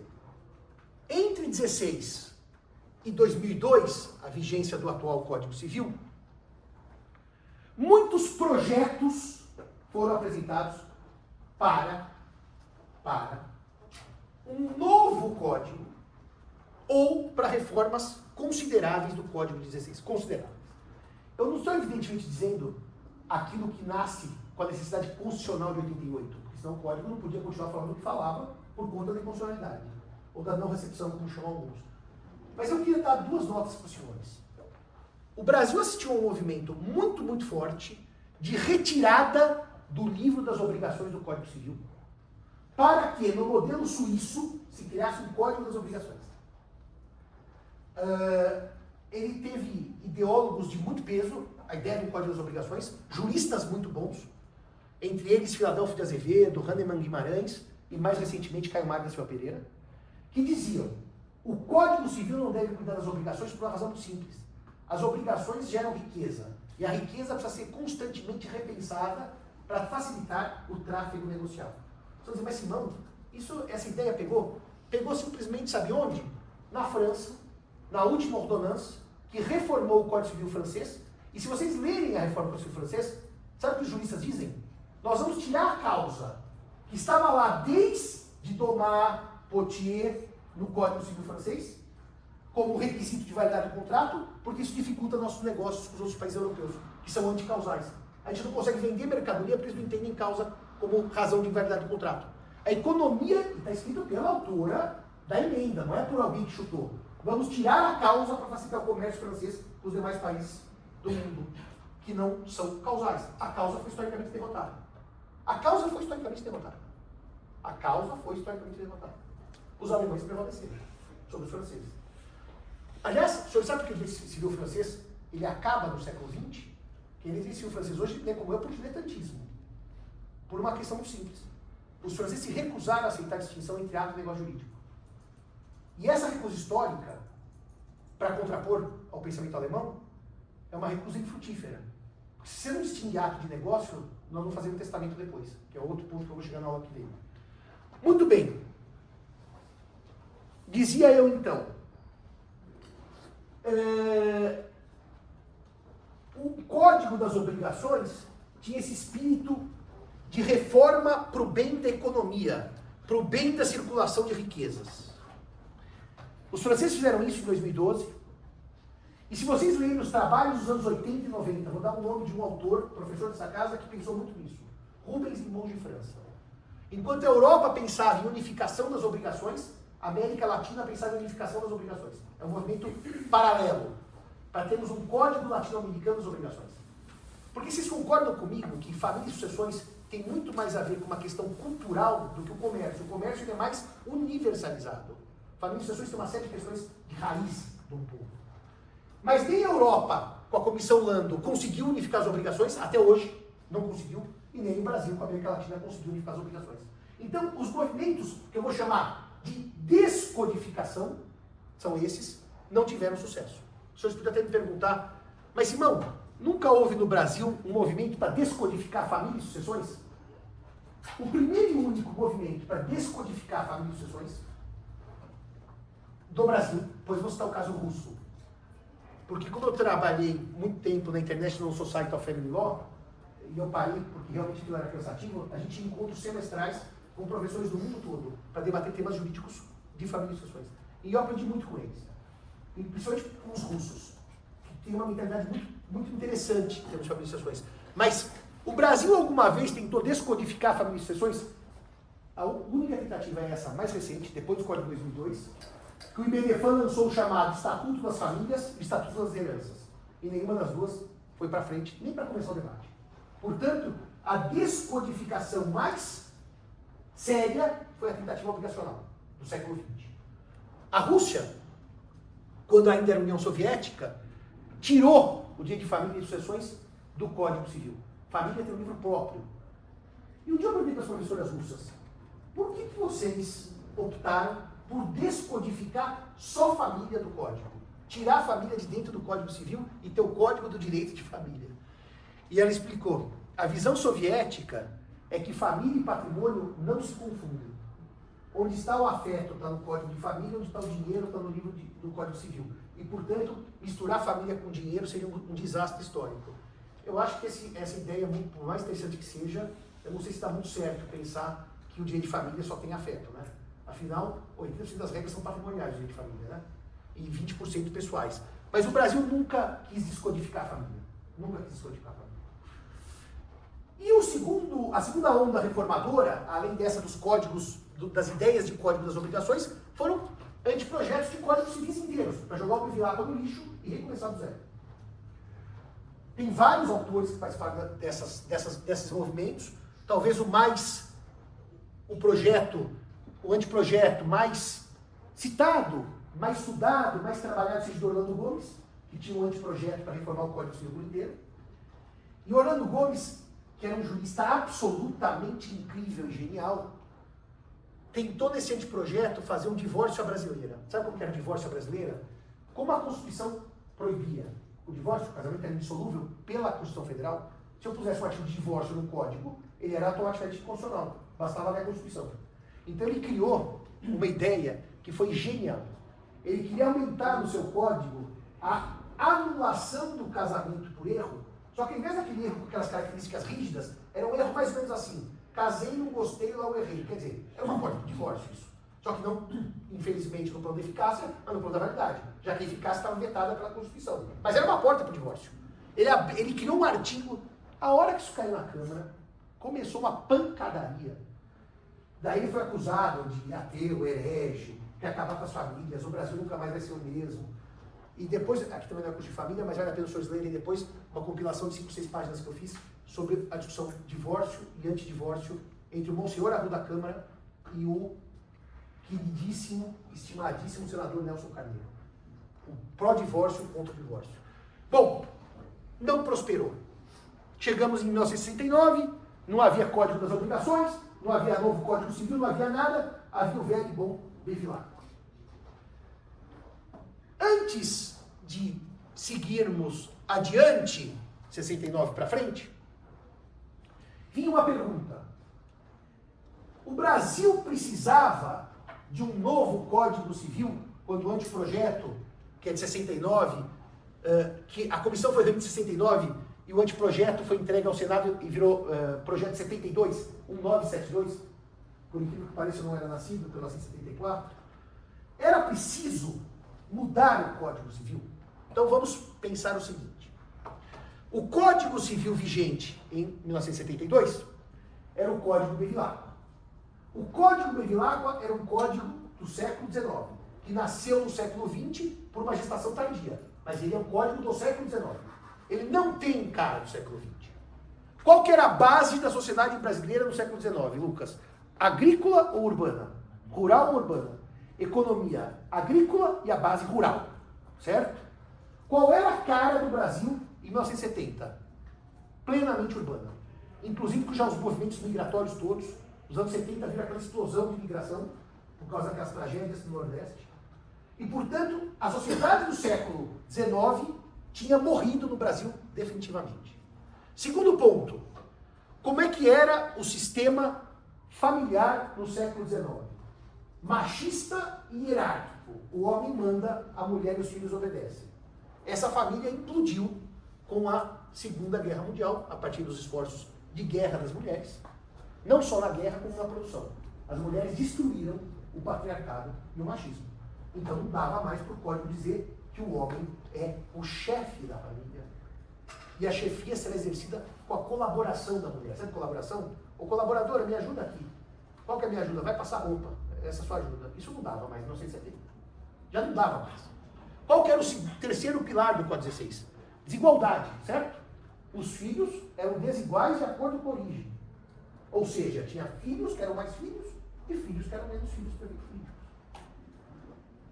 O código ainda previa uma propriedade ultra-romana, quod inferus ad sidera, praticamente uma propriedade absoluta. Ele não conheceu o abuso de propriedade, que na França já era discutido desde de Ribera, que já tinha tido o caso Clément Bayard, dos balões, dos dirigíveis. E o código continuava tratando a propriedade como algo meu, para mim, em meu serviço e em meu favor. O código era fortemente influenciado por uma ideologia católica, reinante com praticamente exclusividade à época de 1916 e nos debates. E essa ideologia católica não permitia, por exemplo, reconhecimento de nenhuma família que não fosse do casamento. Essa ideologia católica não permitia, por exemplo, o reconhecimento de nenhum direito a filho que não fosse das justas núpcias. Mas, por trás também dessas discriminações dos filhos e de qualquer outro modelo familiar, havia um fenômeno que é pouco citado pelos autores. Os autores preferem dizer o seguinte, ó, como a Igreja Católica tinha uma simbiose com o Império, a Igreja Católica ditava regras do Império, o código tem influência da Igreja Católica, mas o Império tinha acabado em 1889. E nós tínhamos um diploma que ninguém lembra também. Esse diploma talvez seja o mais interessante para mostrar que não é só a Igreja Católica que é a influência de todo esse pensamento, tem uma questão econômica subjacente que as pessoas não dizem para os senhores, mas que é muito interessante. O casamento era religioso no Brasil, ponto, só tinha casamento religioso. Daí veio 1889, República, certo? 1890, o primeiro decreto, que separou o casamento da religião. O casamento passou a ser civil, certo? Decreto 181 de 1890. Só que as pessoas continuavam casando religioso. Por quê? Porque o casamento religioso para fins civis continua admitido. Então existe uma coisa que se chama também manutenção dos costumes. É como se eu dissesse agora para os senhores, para se casar todo mundo tem que ir ao consulado. Mas será que não tem jeito mais fácil? Não, você casar aqui na igreja também vale. Então eu não vou no consulado, já estou acostumado, vou aqui na igreja que é mais perto. E aí, nós vemos que o fato de haver laicização dos institutos, isso indica que talvez, não, vamos mudar, que certamente o problema estrutural de algumas questões do Código 16 não eram exatamente religiosos ou por influência católica, mas sim tinha um outro fenômeno. Esse é o mais relevante. Concentração de riqueza. O que o Código 16 não queria é que um filho fora do casamento fosse herdeiro, porque era mais um para dividir a minha herança. Que a mulher que não fosse minha mulher pelo casamento fosse mais uma para dividir meus bens. O que o Código queria era concentrar riqueza na mão de poucos. E essas regras, que têm um cunho moral, religioso, né, temos da época, filho adulterino, filho isso, filho aquilo, elas não são só morais e religiosas, são para reduzir partilha de patrimônio. São para concentrar patrimônio. Então, se eu moro junto com uma mulher e não me caso, ela não é nada, certo? Podemos ficar 30 anos que não tem regime de bens. Se eu me caso, ela é minha mulher. O que é isso? Não divide o patrimônio. As ideias de centralização de patrimônio do Código 16 já não são mais ideias aceitáveis nos anos 1970.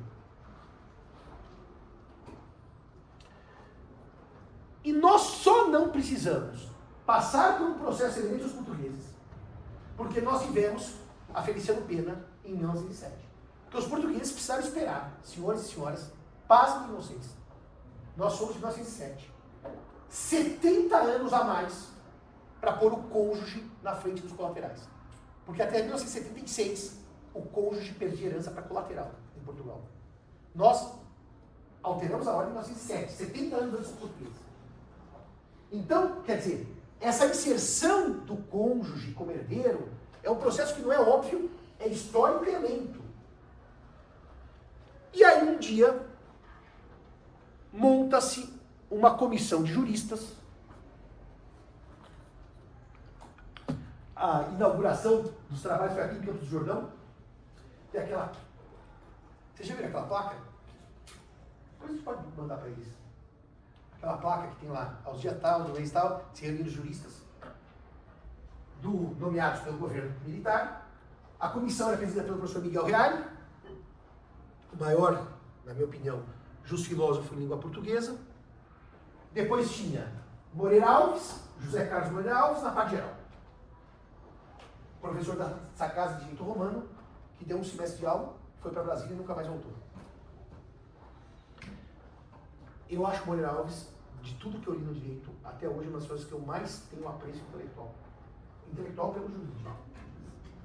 2. Obrigações. Professor catedrático da PUC, Agostinho Alvim. Tio do falecido professor Arruda Alvim, José Manuel de Arruda Alvim. 3. Empresas, professor Silvio Marcondes. 4. Coisas, professor Herbert Chamon, do Rio de Janeiro. O Chamon se desentendeu com a comissão, abandonou os trabalhos e o Moreira Alves concluiu coisas. O Chamon foi um dos últimos a morrer. O último a morrer foi o Moreira Alves. Mas o Chamon se desincompatibilizou tanto com a comissão, que quando o código virou código, ele nunca apareceu para falar. Não sei se ele estava doente, mas quem falou pelo código mesmo foi Moreira Alves e Miguel Reale. Os outros já eram falecidos, e o Chamon, eu não sei se estava doente, mas ele não apareceu. Depois, família. O emblemático professor Clóvis do Couto Silva, gaúcho.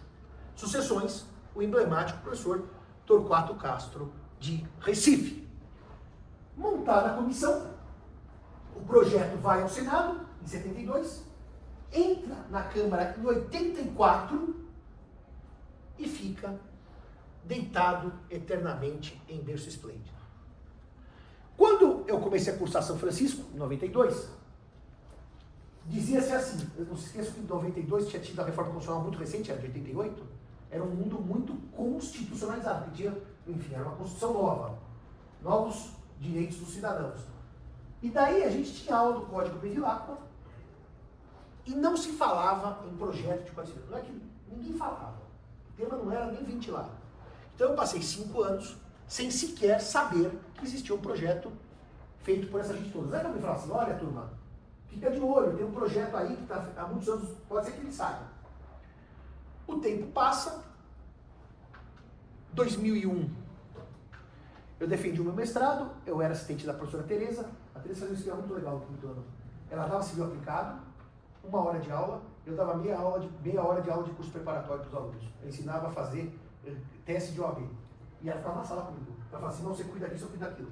E quando tinha tema que eu gostava, eu pedia para ela para dar aula, que era a prescrição de decadência, a formação, essa aula da história do Código Civil, que naquele tempo eu punha a linha do tempo, a história e a história do código, dos códigos. Daí a Tereza, eu falei, Tereza, vai sair um novo Código Civil. Ela falou, o quê? Como vai sair um novo Código Civil, Simão? Eu uso isso desde que eu nasci. Está lá no Senado, está lá na Câmara, tudo está engavetado. Vai sair um novo Código Civil. Por quê? Porque a Giselda montou aquele grupo de estudos. E o grupo de estudos da Giselda tinha gente do Brasil inteiro. O Brasil inteiro ainda era grupo por e-mail, né? Não era grupo, mentira, WhatsApp. E um dos participantes do grupo era o Mário Delgado, que hoje é um dos meus melhores amigos, que já tinha no Centro de Brasília, porque ele é assessor do deputado, que o Código Civil ia sair. E eu falei para a Tereza, vamos ter um novo Código Civil. Ela falou, pelo amor de Deus, ainda bem que eu já defendi mesmo de vocês, foi sorte sua, porque daqui a pouco vai mudar tudo. O que ela mandou fazer imediatamente? Imprimir o projetão, estava no Senado, na Câmara, deitado em preço esplêndido, para começar a dar aula para os alunos. Então, no mestrado, a Tereza dava as aulas e eu era mestre e doutorando, para discutir o projeto. Ela dava lá meia hora do dia para discutir o projeto de Código Civil. Em 2002, nasceu o Código, com um ano de vacatio legis. A pergunta que vocês podem me fazer é, por que o Código que nasceu, esse que temos hoje, deu certo como projeto e os outros todos que você comentou aí fracassaram? Por que esse foi o código eleito para dar certo? Eu brinco, e essa informação eu tive de um sujeito bastante conhecedor desse processo, um jurista importante, que existe a chamada conjunção astrológica jurídica. Os astros se alinham de certa maneira um dia e fiat lux. Moreira Alves liga para o professor Miguel Reale. Miguel, e o nosso código? Como o nosso código? Não vai sair? Nós estamos tudo velho, todo mundo já morreu. Eu não imagino que ele está falando desses termos, vai ter uma coisa bem parecida. Será que não vai virar novo Código Civil? Miguel Reale fala assim, vai, vamos conversar com o presidente da época. Porque ele tinha acesso total, vocês sabem a história política. Não preciso dizer por que Miguel Reale tinha acesso ao Fernando Henrique. É um fato notório. Das alianças políticas, estou dizendo, não é notório de espúrio, notório de alianças políticas. E o Fernando Henrique falou assim, tá bom, vamos então ter um novo Código Civil. Presidente, o senhor será o presidente que vai assinar o novo Código Civil brasileiro. Imagina o Fernando Henrique super vaidoso. Eu vou ser o presidente do novo Código, rapaz, mesmo o Napoleão. Você vai entrar para a história como homem que são o novo Código. E é muito curiosa essa confirmação de que mexeu com os brios do Fernando Henrique, porque se eu perguntar para os senhores e senhoras quem é o presidente do Código 16, os senhores têm essa memória? O Napoleão os senhores têm, né? Mas e o Código 16? Quem era o presidente que assinou o Código 16? Como chama o presidente da República em 1916? Olha a dificuldade. Ainda na outra turma, um rapaz que foi no mestrado, ele lembrou o nome, né? Ele nem lembrava que havia Venceslau Braz, ele dizia assim, Ladislau Braz, ele nem lembrava o nome do homem. Ele falou, não, Venceslau Braz. Então, assim, ser o presidente do novo código não é exatamente uma honra. Ser o ditador do novo código sempre deixa seu nome. O código italiano é o código de Mussolini. O código francês é do Napoleão. Mas ser presidente, então vamos mexer. Então o Fernando Henrique ligou para o Congresso e falou, vamos aprovar o código. Tá bom, aprovamos. Assim, foi fácil. 2 minutos. Só que havia alguns pequenos problemas no código. O projeto era de 69. E no meio do caminho nasceu uma leizinha, que é pouco relevante, chama Constituição Federal de 88. Era uma coisa, detalhe, não era uma coisa assim gravíssima. Tinha função social da propriedade, igualdade entre filhos, igualdade dos cônjuges, não podia ter mais uma série de limitações, como por exemplo, casamento sem divórcio, já não cabia mais. A união estável estava na Constituição. Bom, o que nós vamos fazer com esse projeto que ficou 30 anos dormindo no Congresso? Vamos mexer nesse projeto. Reuniu-se uma comissão de juristas, nomeada pelo Josafá Marinho, que era o senador, pelo deputado Ricardo Fiuza, que era o deputado, e o regimento do Congresso só permitia um tipo de alteração, para não precisar revotar tudo, que era alteração de redação, emendas de redação. Redação quer dizer o quê? A vírgula está mal colocada, trocar o pois pelo porquê. Eles emendaram toda a redação, onde era sim, virou não, onde era casamento, onde era estável, onde era filho legítimo. Eles simplesmente refizeram o código. Mário Delgado conta isso no livro dele. Eles refizeram o código inteiro. Então as emendas de redação foi uma redação bem emendada. O Zeno sempre dizia isso. Se eu soubesse usar computador, Simão, eu não teria deixado passar o direito de realização dos companheiros. Eu falei para eles, localiza aí, onde está escrito cônjuge, põe o companheiro, e foram pondo tudo assim. Daí que nasceu o parentesco por afinidade entre companheiros e os ascendentes do outro companheiro. Porque eles só meteram ou companheiro, ou companheiro, ou companheiro. Por quê? Eles não puderam fazer isso em obrigações e contratos, mas puderam fazer isso em famílias e sucessões. Só que daí não deram o localizar corretamente e esqueceram de pôr o companheiro no 1832, no 1831, direito da habilitação. E o Zé sempre disse, se eu soubesse usar bem o computador, não teria esse problema. Teria posto o companheiro também lá. Em 1944, também devia ter posto lá o companheiro, que era a herança jacente. Eu não sei usar bem o computador, devia ter aprendido antes de mexer nesse negócio. E as reuniões foram, mexeram em tudo. O professor Vilaça estava lá, a professora Regina Beatriz, Jones, Mário Delgado e outros. Nasceu o Código Civil de 2002. Só que havia um problema. No meio do caminho havia um problema no meio do caminho. Quando o código ficou pronto, metade, imagina, eu me incluo, 95% das pessoas que estavam no direito civil falou, isso não vai ficar pronto nunca, não vou me meter, isso é uma porcaria, joga isso no lixo, não vou dar palpite, não vou ajudar, não vou ler. Quando eu descobri que ia sair, já dizia o Dom Pedro, agora Inês é morta, porque já tinha passado, eu perdi o time. Bom, primeiro que eu não tinha nem contato para chegar nessa gente. Tinha o Vilaça, que eu já era assistente dele, eu podia ter falado, professor, me põe aí nessa história. Tinha Giselda, não me meti. O código foi para ser aprovado, houve uma grita dos juristas, que o código precisava, esse que teve essas emendas de redação, de umas 300 alterações imediatas. O Fiuso e o Josafá chamaram os juristas e falaram assim, vamos com calma. O código está aí há 30 anos para ser aprovado. A gente aprova o código hoje, e daqui a 6 meses aprova as emendas, como fizeram no código 16, e ajustamos. Está combinado com os russos? Tá. Aprovamos o código, vocês me entregam o projeto de reforma do código, que foi recém-aprovado, em 6 meses o código está reformado. Exemplo, que não teríamos tido problema na pandemia. Não teríamos tido. Esse projeto tem um número de 6960. Sabe o que ele faz com o artigo 473 do Código Civil? 478 do Código Civil e seguintes? Ao invés de chamar de extinção por onerosidade excessiva, ele põe da revisão e resolução. Ele cria a revisão contratual no 478. E corrigiu um monte de problemas no Código. Por exemplo, abuso de direito de propriedade, ainda seguindo a linha do RIPER, com emulação, não abuso objetivo. Bom, está combinado? Código hoje, projeto daqui a 6 meses. Código hoje e o projeto. 6 meses, 1 ano, 2, 3, 4, 20. Nunca foi aprovado. E o projeto perdeu a razão de ser, porque aquilo era uma emenda para o código em nascimento, não para o código testado há 20 anos no Brasil. Morreu o projeto. Ele foi representado 4 vezes no Congresso. Ele chegou a ser relatado por aquele que depois andou preso aí, o José Roberto Arruda, do Distrito Federal. Eu lembro que eu parei para estudar as observações do Arruda em matéria de obrigações, e as observações dele eram vergonhosas, porque ele não conhecia a diferença de inovação, assunção de dívida, expromissão e delegação. Era assim, era uma vergonha o parecer dele. Mas enfim, foi um projeto que nunca foi para frente, então o parecer que era uma vergonha, morreu junto com o projeto. Ficamos sem reforma do Código Civil. Agora vamos para as nossas conclusões. Reformar é preciso? Que é o mote que eu tenho usado. Vamos separar as coisas. Se vocês usarem preciso com o sentido de necessário, imprescindível, eu diria para os senhores que num sistema democrático, a decisão é legislada do parlamento.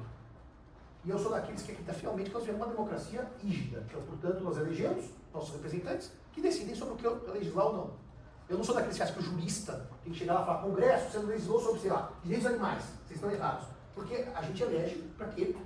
E eu estou repetindo, um país como o nosso, que vive de democracia, a eleição é para que nossos parlamentares decidam o que eles querem, com a nossa vontade. O que a gente pode fazer, doutora? Não está legislando bem, tentamos nos unir para trocar. Adotar bandeiras. Então, eu não sou aquele antidemocrático que diz assim, o Congresso não cuida dos assuntos que interessa o Brasil. Eu acho isso muita prepotência. Eu acho muito fácil ser pedra para ficar tirando no Congresso. Segunda coisa, quem decide então o que é preciso, desnecessário, é o Congresso. Quando o senador Pacheco e o ministro Salomão chegam e dizem assim, vamos reformar o Código Civil, e o professor Flávio Tartucci, o senhor está convidado para relator geral, a professora Rosa Maria Andrade Neri, a senhora está convidada para relatoria geral, quem é convidado só tem 2 possíveis atitudes. Dizer assim, não participo ou participo. Por que eu digo isso para os senhores? Não me parece, até hoje, que a decisão de não precisar de reforma é minha, e sim do parlamento. E se o parlamento e o STJ se reúnem e falam, vamos reformar, eu acho que cabia a mim participar da melhor maneira possível nessa reforma para entregar o melhor trabalho possível. Então a ideia de não trabalhar me pareceu fugir da batalha. Segunda coisa, então, é necessário, essa é uma falácia lógica, se é necessário ou não a reforma, a decisão do parlamento, que foi democraticamente eleito. Porque se fosse por um Napoleão, quer dizer, uma falácia, o imperador resolveu mudar a lei civil do país, não é o nosso caso. Segunda pergunta, reformar é preciso, de precisão, de ajuste fino? Não, reformar é super impreciso. Porque para reformar, eu conto com pensamentos jurídicos nem sempre coesos, nem sempre uníssonos, e que veem o direito de uma forma diferente. A comissão foi, agora vou usar um outro termo que está muito em voga, democrática.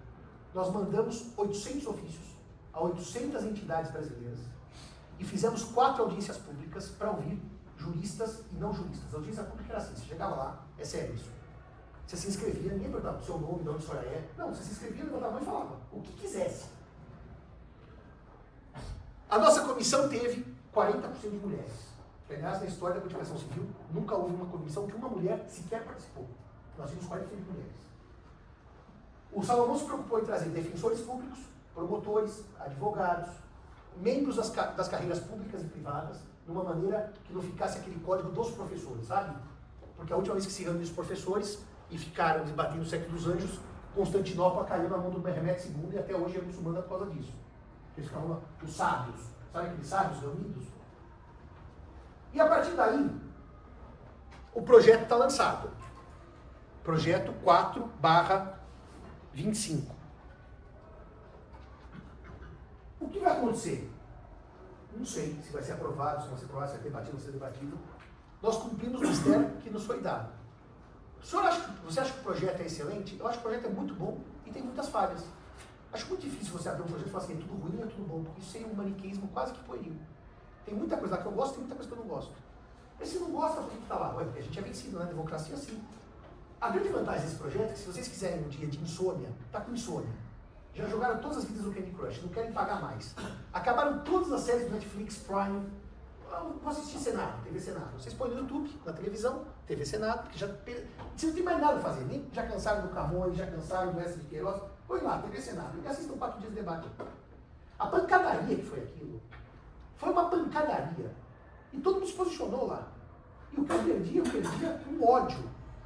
Principalmente quando eu perdi pro Tartucci. Eu tinha ódio daquilo. E eu digo para ele que eu ganhei mais que ele disse que ele ganhou mais que eu, mais que mim, não mais que eu. Mas ele precisaria dar uma olhadinha para contar melhor, porque eu vou contar, eu ganhei mais que ele.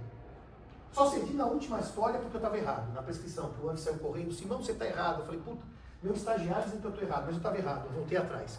Na prescrição. Agora, e no final ficou uma redação muito bonita a prescrição, porque é uma redação que junta o direito alemão com o long term stop, com o direito brasileiro do short term stop. Ficou muito bem feito o artigo de prescrição. E ficou a axionata objetiva na contratual e a subjetiva nessa contratual. Nós juntamos STJ, ficou muito bonitinho. Foi o artigo último quase, deu um trabalho desgraçado para composição, mas ficou muito bonitinho. Mas para dizer o que para os senhores e senhoras? Fizemos o nosso melhor. Se o projeto vai ser aprovado ou não, torço eu que seja. Se não for também, valeu pelo direito civil voltar para o debate, voltar para a pauta. Não se esqueçam só de uma última coisa, que eu estou no 5º ano. Quando eu dei a minha primeira palestra em Lisboa, 2006, tinha um aluno meu, da FAAP, que foi fazer mestrado em Lisboa, e eles montaram um núcleo de estudos luso-brasileiro. Ele convidou a mim ao Tartucci não era um amigo que é hoje, para dar uma palestra lá. Nós dividimos a mesa com Dário Moura Vicente e, infelizmente, o falecido José de Oliveira Ascensão. O dia que eu trouxe aqui na Safran, eu pus 600 pessoas na classe, a gente até no teto para assistir. Ele falou sobre o tema o que é o direito, o Ascensão. E o Ascensão virou, eu chamo de professor sempre, eu quero dizer para vocês uma frase, antes de começar a palestra. Direito civil é o direito das cívitas. Se é o direito das cívitas, é o direito da cidade. Se é o direito da cidade, é o direito do cidadão. Se é o direito do cidadão, é o direito do homem e da mulher comum, da pessoa comum. Nós não somos aqueles que filosofam. nós somos aqueles que resolvemos os problemas. O civilista, antes de tudo, o mais burrinho dos juristas, que ele só resolve o problema dos outros. Os tributaristas são milionários, ricos e famosos. Só sabem matemática, mas não sabem direito, mas são incrivelmente ricos. Os comercialistas só sabem inglês, mas não sabem direito. É só merger and acquisition, é só coisa chique, sabe? Eu falei, isso aí não chamava fusão antes, não, agora é merger and acquisition. Um dia eu fui assistir a aula da Paula, ela me expulsou, nunca mais ela deixou assistir. Ela não foi dar um seminário lá, começou, não, porque isso são coisas, questões dificílimas para o direito resolver. Eu falei, mas meu filho, isso aqui é uma forma, o objetivo é resolver desde Aristóteles. Daí quando eu acabei com o seminário do cara, falou assim, nunca mais volte na minha aula. Tá bom, eu não voltei. Na outra que eu ia de graduação, também ela me expulsou um dia. Porque começou a discutir, eu falei, mas isso aqui um dia de civil já resolveu. Mas, verdade seja dita, a Paula é uma irmã, ela sempre diz assim para mim, Simão, toda hora eu falo, estuda civil, quem sabe civil sabe empresarial. Isso é verdade, quem não sabe civil não sabe empresarial. Mas basicamente o que eu quero dizer para o senhor é o seguinte, vamos resgatar o direito civil raiz, que resolve o problema do cidadão, resolve o dia a dia das pessoas. Eu acho que esse curso vai ter muito disso. Como resolver as questões familiares e sucessórias de maneira útil para vocês e útil para os destinatários do planejamento de vocês. Obrigado e semana que vem retomamos.